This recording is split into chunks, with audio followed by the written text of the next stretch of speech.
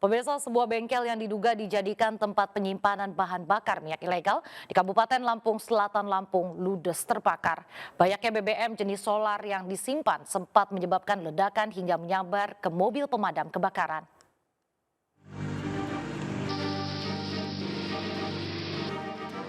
Sebuah bengkel ini ludes terbakar di Kabupaten Lampung Selatan, Lampung, Rabu dini hari.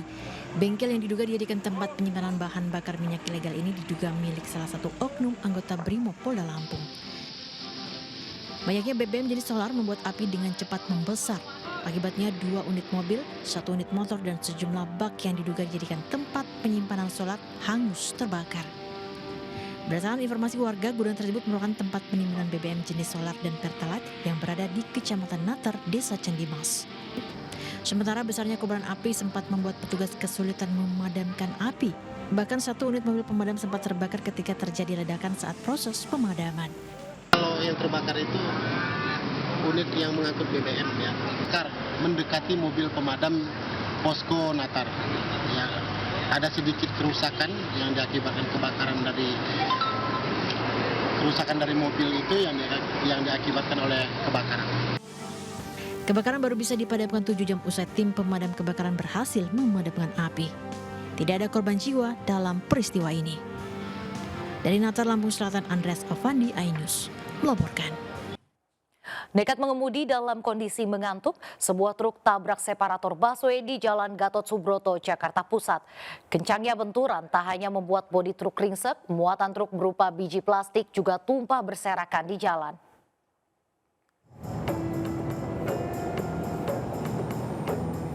Kecelakaan tunggal yang dialami sebuah truk bermuatan biji plastik terjadi di Jalan Gatot Subroto, Tanah Abang, Jakarta Pusat.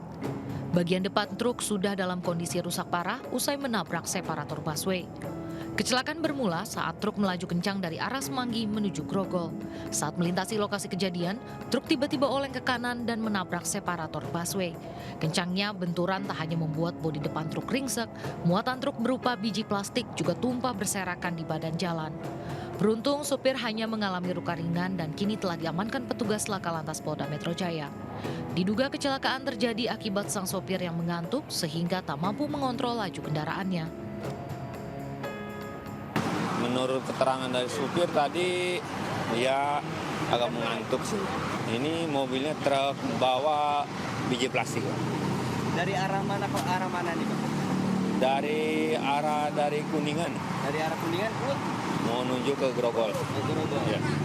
Ini berapa orang, Pak? Di dalam mobil itu berapa orang? 1 orang. 1 orang aja. Selama proses evakuasi muatan truk, arus lalu lintas di Jalan Gatot Subroto dari arah Semanggi menuju Slipi sempat tersendat. Truk yang ringsek tersebut kemudian dievakuasi ke kantor Laka Lantas Polda Metro Jaya. Dari Jakarta, Rani Sanjaya melaporkan. Pemirsa, pasca erupsi Gunung Ruang di Kabupaten Sitaro, Sulawesi Utara, lebih dari 6.000 warga diungsikan. Masyarakat sekitar dilarang beraktivitas dalam radius 7 km dari kawah gunung mengantisipasi potensi terjadinya tsunami jika Gunung Ruang kembali erupsi. Gunung Ruang di Kabupaten Sitaro, Sulawesi Utara kembali erupsi, memuntahkan lava pijar Selasa dini hari. Kolom erupsi mencapai 2.000 meter. Selasa pagi pukul 8, Gunung Ruang kembali erupsi, memuntahkan abu vulkanik setinggi 5.000 meter. Balai Pemantauan Gunung Api dan Mitigasi Bencana Gerakan Tanah Sulawesi Maluku memberikan peringatan kepada masyarakat agar tidak beraktivitas dalam radius 7 km dari kawah gunung. Terlebih dalam catatan sejarah, erupsi Gunung Ruang pernah memicu tsunami.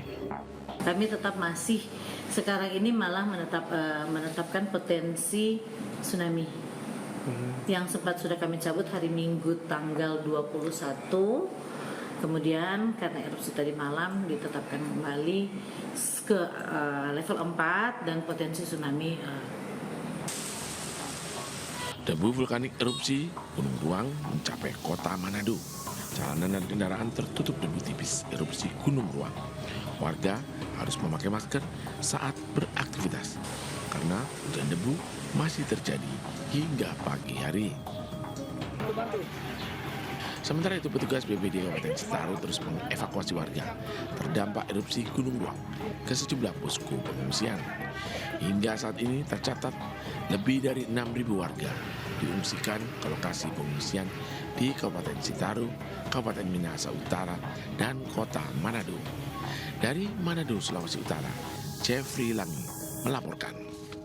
Ratusan pengungsi terdampak erupsi Gunung Ruang di Kabupaten Kepulauan Sitaro, Sulawesi Utara dievakuasi.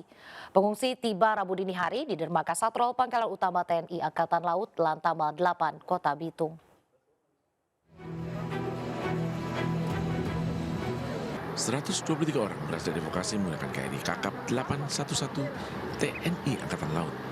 Terdiri dari wanita 74 orang, laki-laki 49 orang, yang terdata sakit ada 6 orang. Para warga terdampak erupsi Gunung Ruang dievakuasi tiba di Dermaga Satrol Pangkalan Utama TNI AL Kota Bitung Rabu dini hari. Saat ini sedang melaksanakan operasi Kawal Laut Sakti 24. Kemudian ada informasi Gunung Ruang dinyatakan siaga, awas. Tentunya kami akan menyiapkan KRI Kakap untuk melaksanakan pengiriman bantuan dan evakuasi kemanusiaan di lokasi daerah bencana alam Gunung Tagulada. Kondisinya bagaimana di sana, Pak? Aduh, parah, Bapak. Parah sekali. Sudah rumah tidak layak tinggal. Sudah patah-patah, biasanya udah ambruk, jatuh. Kalau waktu kemarin meletus di mana, Pak? Ya, Pak. Waktu kemarin meletus, Pak, posisi di mana? Ngungsi ke kompleks sekolah SMA ke dalam. Sementara itu, para korban yang dievakuasi langsung dijemput oleh keluarga masing-masing. Proses evakuasi para korban erupsi Gunung Ruang masih berlangsung sampai beberapa hari ke depan dengan menggunakan KRI Kakap 811 milik TNI Angkatan Laut. Dari Bitung, Sulawesi Utara, Francine Darungo melaporkan. Setelah sempat beroperasi, kini Bandara Samratulangi di Manado, Sulawesi Utara kembali ditutup sementara usai Gunung Ruang di Kabupaten Sitaro kembali erupsi. Sejumlah aktivitas penerbangan di Bandara Sultan Hasanuddin Makassar, Sulawesi Selatan juga terganggu. Sejumlah aktivitas penerbangan di Bandara Sultan Hasanuddin Makassar, Sulawesi Selatan, tujuan Manado, kembali terganggu setelah Gunung Ruang yang berada di Kabupaten Sitaro, Sulawesi Utara kembali erupsi pada Selasa pagi, sehingga menyebabkan letusan dahsyat. Gunung Ruang menyeburkan abu vulkanik setinggi 5 km. Akibatnya, 5 aktivitas penerbangan dari Bandara Sultan Hasanuddin Makassar terganggu. 2 penerbangan dari rute Makassar ke Manado dan 2 penerbangan dari Manado ke Makassar batal melakukan penerbangan. Bahkan 1 penerbangan tujuan Jakarta Manado terpaksa divert atau dialihkan ke Bandara Sultan Hasanuddin Makassar. Diketahui 5 penerbangan yang terganggu masing-masing dari maskapai Garuda, Lion, Citylink, dan mengakibatkan terjadi penumpukan penumpang di loket tiket saat melakukan reschedule atau refund tiket pada maskapai masing-masing. Informasi dari Bandara Samratulangi Manado bahwa operasional penerbangan di Samratulangi Manado ditutup sampai hari ini jam 12.00 WITA. Dari Bandara Sultan Hasanuddin Makassar, informasi yang kami dapatkan terdapat sebanyak 5 penerbangan, yaitu 1 penerbangan divert dengan tujuan Jakarta ke Manado, divert ke Makassar, kemudian 2 penerbangan keberangkatan ke Manado dan juga 2 penerbangan kedatangan dari Manado ke Makassar. Diketahui penutupan sementara Bandara Samratulangi disebabkan akibat Gunung Ruang di Kepulauan Sitaro kembali erupsi pada Selasa dini hari. Semburan abu vulkanik dikeluarkan dari Gunung Ruang terbawa hingga ke ruang udara atau langit kota Manado yang dinilai sangat membahayakan bagi keselamatan penerbangan. Dari Makassar, Sulawesi Selatan, Wahyu Ruslan melaporkan. Puluhan ribu buruh dari berbagai daerah di Indonesia berkumpul di kawasan Patung Kuda, Jakarta untuk memperingati May Day. Mereka bergerak ke kawasan Stadion Madia Gelora Bung Karno dengan rangkaian acara yang diisi sejumlah orasi dari pimpinan partai buruh dan pertunjukan kesenian serta hiburan. Diperkirakan total sekitar 50.000 buruh yang berasal dari berbagai wilayah di Jabodetabek bahkan dari luar Jabodetabek berkumpul untuk melakukan aksi damai dan menyampaikan aspirasi mereka. Aksi damai dipusatkan di kawasan Patung Kuda, Jakarta Pusat.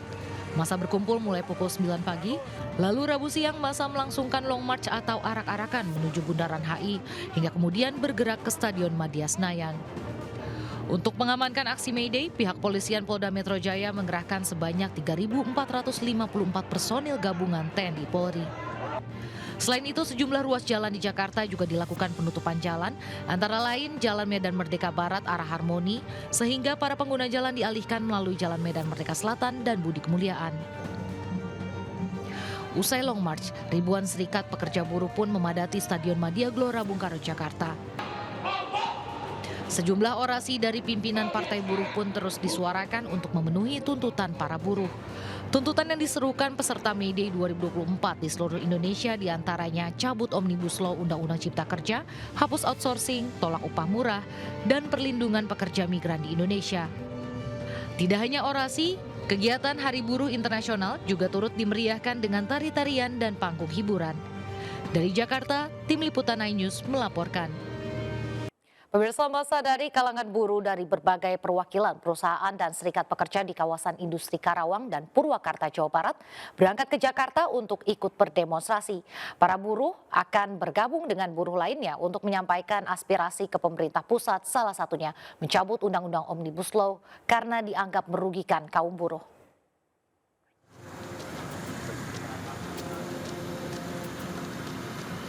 Ratusan buruh dari berbagai serikat dari perwakilan perusahaan Kabupaten Karawang, Jawa Barat berangkat untuk bergabung memperingati Hari Buruh atau May Day di Jakarta. Demonstrasi dipusatkan di Patung Kuda serta Bundaran HI dan bergerak ke Stadion Madia Senayan untuk menggelar aksi unjuk rasa. Menurut buruh dari perwakilan Kabupaten Karawang, ada dua tuntutan utama yang diserukan oleh peserta May Day 2024 di seluruh Indonesia, yaitu mencabut Omnibus Law Undang-Undang Cipta Kerja dan Kostum. Menurutnya berdasarkan Undang-Undang Cipta Kerja, kebijakan upah di Indonesia menjadi kebijakan upah murah. Hampir 4 tahun lalu kenaikan upah selalu di bawah inflasi, bahkan beberapa kota industri upahnya 0%. Akan menyuarakan tentang tuntutan mencabut Omnibus Law kemarin dan Kostum. Terus memeriahkan ada hiburan karena memang dari undang-undang Omnibus Law yang dikeluarkan oleh pemerintah ini ada beberapa poin yang memang merugikan dari kaum buruh. Contoh masalah upah, masalah pesangon, terus masalah status kerja juga dan lain-lain. Aksi buruh ini mendapatkan pengawalan ketat dari Polsek Teluk Jambe Timur. Selain mengawal aksi buruh berangkat ke Jakarta, polisi juga melakukan aksi sterilisasi keamanan di setiap kawasan industri yang berada di Karawang. Para buruh yang tergabung dalam Federasi Serikat Pekerja Metal Indonesia atau FSPMI juga berkumpul di Jalan Kawasan Industri Kota Bukit Indah, Purwakarta untuk berangkat ke Jakarta. Titik ini adalah salah satu titik kumpul massa yang tersebar di sejumlah titik di kawasan industri di Purwakarta.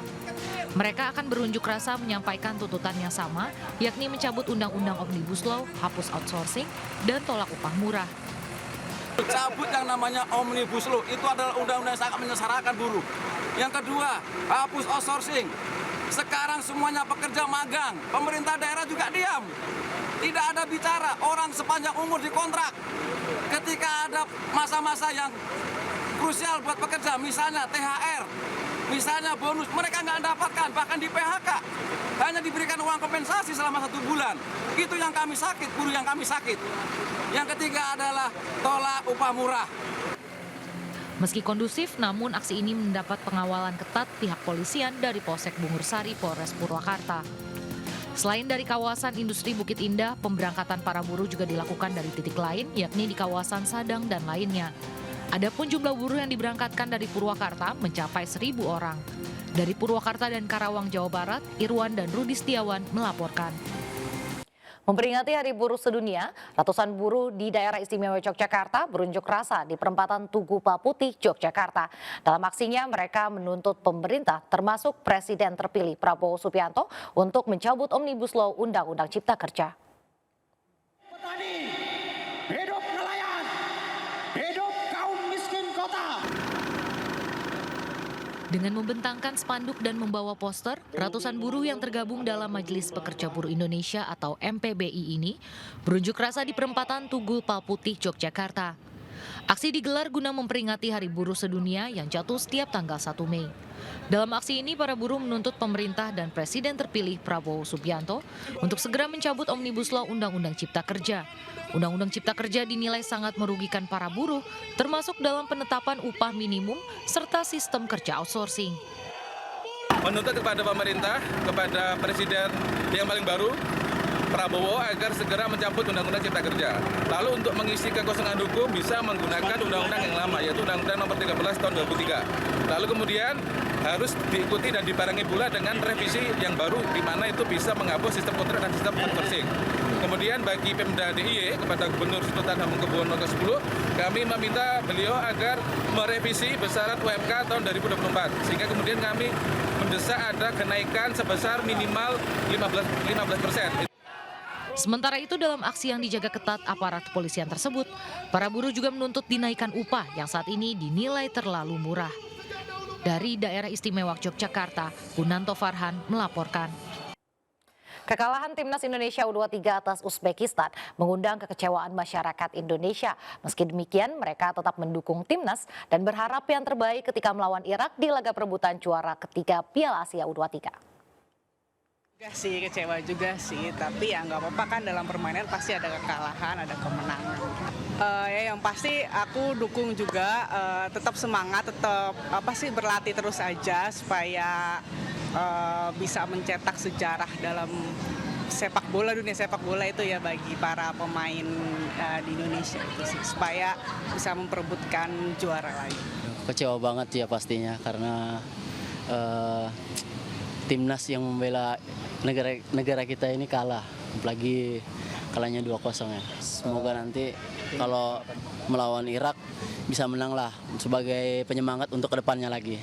Untuk Indonesia lebih semangat lagi, dan untuk pendukung-pendukung Indonesia tolong disupport lagi supaya kedepannya bisa lebih bersaing lagi, bisa lebih semangat lagi. Waduh, kecewa saya sama wasitnya itu. Aduh, pokoknya kecewa Kak. Apalagi wasitnya kurang sportif. Nah, mudah-mudahan timnas kedepannya bisa menang melawan Irak. Ya, gimana ya? Kalau dibilang kecewa ya mungkin kecewa ya. Tapi sebagai orang Indonesia ya tetap bangga walaupun kalah Indonesia. Sejauh ini udah sampai ke tingkat ini. Ya mudah-mudahan sih ke depannya ya gitu kan, Indonesia bisa menang ke tahap selanjutnya sih, itu aja sih harapannya. Pemirsa, terima kasih masih bersama kami. Melaju ugal-ugalan, sebuah mobil menabrak sejumlah motor milik pelanggan Sate Taichan yang terparkir di bahu Jalan Pramuka Cempaka Putih, Jakarta Pusat. Video rekaman detik-detik kecelakaan tersebut kini viral di media sosial.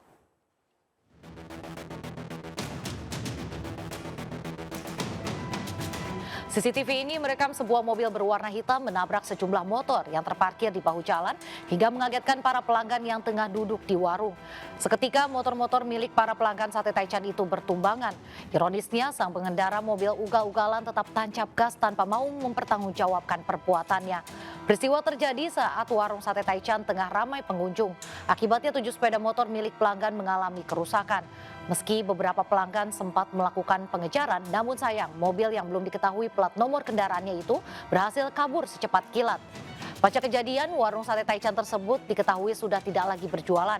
Warga berharap polisi dapat mengungkap identitas dan menangkap pengemudi yang ugal-ugalan tersebut.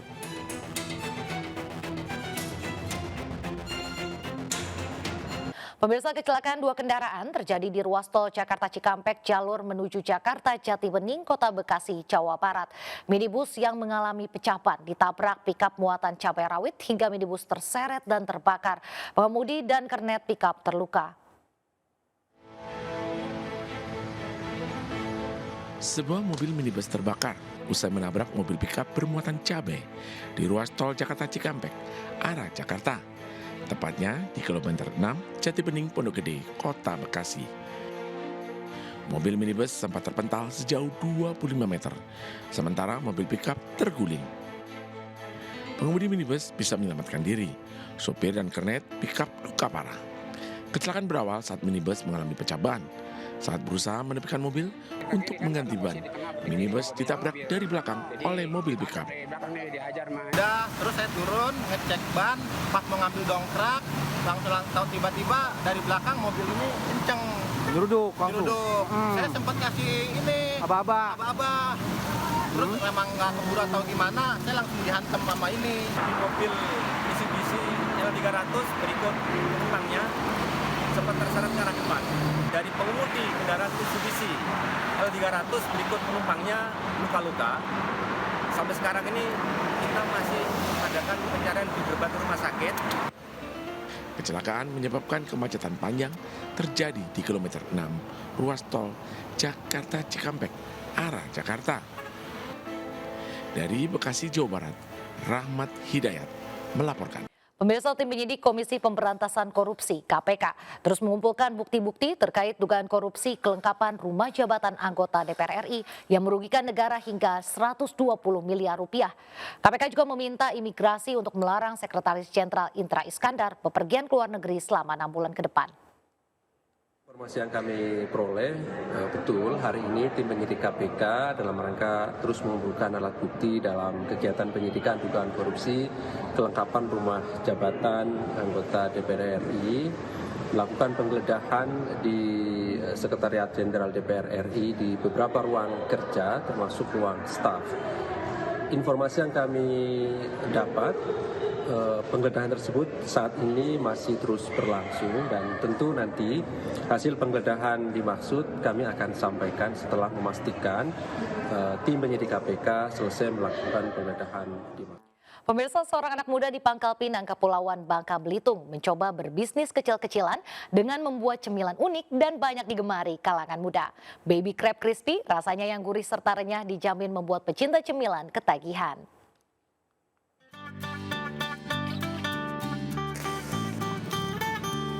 Ini dia Baby Crab Crispy, cemilan kekinian olahan pemuda 22 tahun di Kota Pangkal Pinang, Bangka Belitung. Rasanya yang gurih dan renyah saat dikunyah menjadikan cemilan ini salah satu jajanan yang paling banyak diminati oleh berbagai kalangan masyarakat saat ini. Tak heran, usaha pria 22 tahun ini mampu menjual hingga 60 porsi Baby Crab Crispy setiap harinya dengan harga dibanderol mulai dari Rp12.000 hingga Rp20.000 per porsi. Baby crab sendiri merupakan cemilan yang terbuat dari kepiting berukuran kecil yang diolah dengan cara dibumbui kemudian digoreng hingga matang. Setelah matang atau diangkat, baby crab kemudian diberi bubuk atau saus tambahan agar cita rasanya semakin mantap. Pembeli juga ditawarkan dengan berbagai pilihan rasa mulai dari barbeque, jagung bakar, balado, dan masih banyak lagi.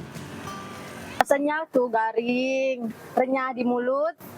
Rasa kepitingnya nggak hilang walaupun udah ditepungin. 2022 saya pengen buka usaha, tapi pengen beda dari yang ada di pasar kan, nyari ide-ide kreatif yang bisa bersaing lah di pasar sekarang. Jadi kepikiran pengen buka Baby Crab Crispy. Awalnya menunya cuma Baby Crab Crispy. Kalau dari Baby Crab itu bisa satu porsi 12.000, bisa 15.000, bisa 20.000. Nah, tak hanya jadi cemilan untuk dikonsumsi sendiri, baby crab juga bisa dijadikan ide usaha kecil menengah yang menarik seperti yang dilakukan oleh pemuda di Pangkal Pinang ini. Menparekraf Sandiaga Uno mendapat kehormatan untuk ikut dalam proses pembuatan keris. Proses pembuatan keris digelar dalam Festival Sembarapura ke-6 yang digelar di Kabupaten Kelungkung, Bali.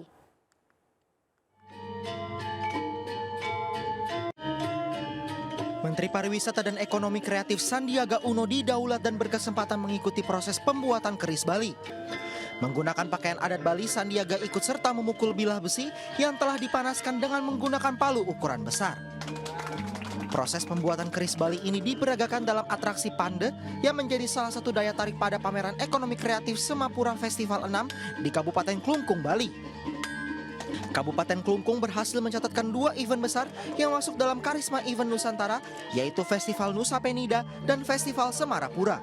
Event ini akan membantu untuk pemasarannya, untuk aplikasinya, untuk kurasinya, untuk peningkatan kualitasnya, dan juga untuk dampak terhadap masyarakat. Kita menghitung setiap event ini berapa dampak ekonomi yang dirasakan oleh masyarakat, terutama dalam penciptaan peluang usaha dan lapangan kerja. Festival Semarapura yang digelar hingga 1 Mei 2024 ini melibatkan 1.500 seniman, 110 perajin, dan 105 pelaku UMKM. Dari Klungkung, Bali, Igede Juli Arsana, iNews melaporkan. Terima kasih masih bersama kami. Pemirsa, seorang emak-emak pedagang ayam di Jember, Jawa Timur naik haji setelah menabung sedikit demi sedikit dari hasil menjual ayam di lapak pasar.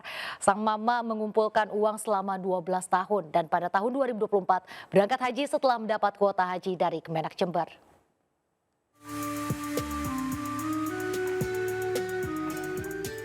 Adalah Lilik Mujayana, warga desa Kraton, Kecamatan Kencong, Jember, Jawa Timur ini satu di antara ribuan calon jemaah haji yang beruntung bisa berangkat tahun ini. Lilik juga merupakan satu dari jutaan warga Indonesia yang berjuang demi bisa menunaikan ibadah haji. Meski hanya berprofesi sebagai penjual ayam potong di kawasan Pasar Gumukmas, Jember sejak puluhan tahun lalu, Lilik tak berhenti bermimpi untuk bisa pergi ke Baitullah. Dari modal pinjaman kerabatnya, Lilik yang semula hanya menjual 20 potong ayam per hari, berkat kesabaran dan ketekunannya, kini ia bisa berangkat haji dari uang yang disisihkan dari hasil penjualan ayam. Lilik pun tak menyangka di tahun 2024 ini, Lilik bisa mendapat panggilan untuk berangkat haji ke Tanah Suci. Ya, sebenarnya saya pedagang ayam potong. Terus bisa haji 2024, menabung mulai jual ayam potong sampai sekarang. Alhamdulillah senang. Menyangka nggak, Bu? Saya nggak menyangka, karena daftarnya masih 6 tahun. Segala keperluan seperti pakaian haji dan surat-surat penting telah ia persiapkan dengan baik. Meski hanya sebagai penjual ayam potong, Lilik bersyukur mimpinya untuk naik haji bisa terwujud. Rencananya Lilik akan berangkat ke Tanah Suci pada pertengahan Mei 2024 mendatang. Dari Jember, Jawa Timur, Bambang Sugiharto, iNews melaporkan. Pemirsa, relawan perempuan dan anak Partai Perindo menghadiri sesi klarifikasi di kantor Suku Dinas Tenaga Kerja Jakarta Utara. Klarifikasi dilakukan untuk memperjuangkan hak-hak Nursiah 24 tahun, karyawan yang diduga menjadi korban kriminalisasi perusahaan ekspor ikan.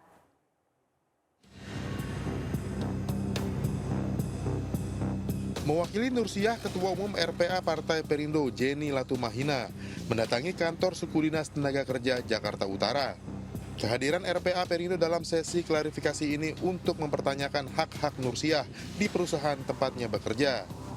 Pasalnya hak Nursiah selama lebih dari 5 tahun bekerja tidak diberikan, diantaranya jam sostek dan upah harian tidak sesuai ketentuan. Tapi kami akan membawa proses ini ke jalur hukum, kami akan melapor ke Polda dan juga ke kementerian yang terkait. Kepada kementerian untuk melihat karyawan-karyawan kita ini banyak dilanggar hak-haknya, namun tidak terdeteksi oleh pemerintah. Setelah dituntut 1 tahun 10 bulan penjara di Pengadilan Negeri Jakarta Utara, Nursiah akan menyampaikan pledoi atau nota pembelaan dalam sidang lanjutan pada Kamis 2 Mei 2024. Dari Jakarta, Rizky Hewal, iNews melaporkan. Menteri Pariwisata dan Ekonomi Kreatif Sandiaga Uno terus mendukung berkembangnya pelaku ekonomi kreatif di Kota Solo dengan memperkuat kolaborasi dan jejaring. Hal tersebut diungkapkan Sandiaga Uno saat menghadiri acara Kelana Nusantara bersama Wali Kota Solo Gibran Rakabuming Raka di Kota Solo, Jawa Tengah. Ditemani Wali Kota Solo Gibran Rakabuming Raka, Menparekraf Sandiaga Uno hadiri Kelana Nusantara yang menjadi penguatan kolaborasi atau jejaring di antara para pelaku ekonomi kreatif di Kota Solo. Jejaring yang kuat membuat pelaku ekonomi kreatif mandiri dan mampu menaikkan nilai produk serta meningkatkan penjualan. produk ekonomi kreatifnya yang sudah sangat luar biasa, dan titipan tadi kepada Bali dan jajarannya agar branding UNESCO Creative City Network ini juga bisa terlihat auranya di spot-spot landmark, baik mulai dari bandara, stasiun kereta, sampai juga nanti di destinasi wisata. Dalam kegiatan ini, para pelaku UMKM dari Kota Solo dan sekitarnya turut memamerkan produk kreatif mereka. Ini dijualnya di mana ini? Dijualnya di seluruh Indonesia sama dikirim juga. Kalau produksinya sendiri dibuatnya di mana itu? Di Karanganyar. Di Karanganyar. Kalau omsetnya udah besar juga? Iya. Melibatkan masyarakat juga ya? Iya. Alhamdulillah ya, respon pasar meskipun ini produk lokal ya, tapi respon pasar sekarang luar biasa. Banyak mereka yang sudah kembali ke alam. Telanan Nusantara merupakan forum atau wadah untuk menampung aspirasi para pelaku ekonomi kreatif, yang hasilnya nanti dijadikan bahan masukan dan evaluasi dalam perumusan kebijakan. Dari Solo, Jawa Tengah, Septiantoro, iNews melaporkan.